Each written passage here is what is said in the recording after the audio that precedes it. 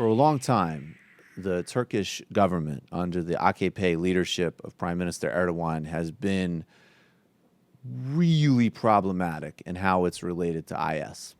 And basically, what that's boiled down to is that the priority for Turkey remains to depose and get rid of Bashar al-Assad in Syria. That's been the policy since the beginning of the uprising, which we've discussed many times in 2011. Began as a legitimate, sort of people-centered uprising specific to the economic and climate conditions in Syria, but also obviously connected to the broader region and the political insurgencies and the civil uprisings that were happening in 2011 against Arab autocracies. Like the Assad regime. But we've seen what's happened, and obviously with the Gulf money, with everything else, ISIL, IS has blown up and really poses a very unique, significant, and I would really argue, frankly, when it comes to Yazidis, Christians, Shias, Alawites, a genocidal type threat to the region.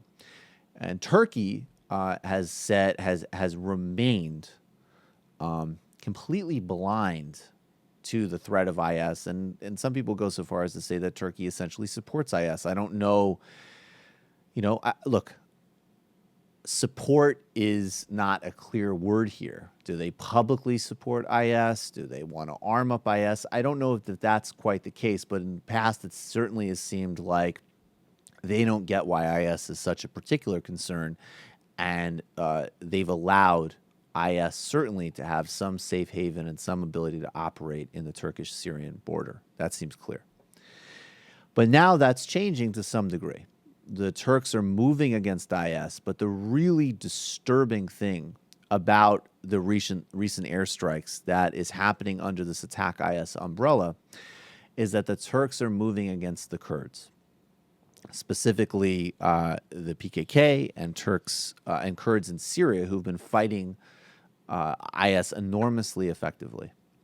And the Turks have said publicly that they see no difference between IS and Kurdish fighting forces. Now, let's be clear about this for a second. I don't idealize all of the Kurdish fighting forces at all, but these people have protected Yazidis.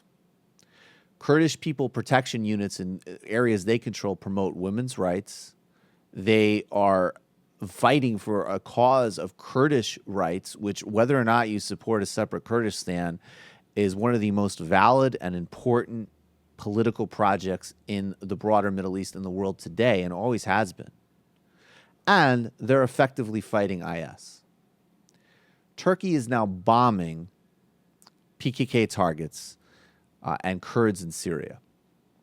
And according to a Turkish spokesperson, Turkish officials in the past have indicated that from their view, there's no difference between IS and the Kurds. That is demented.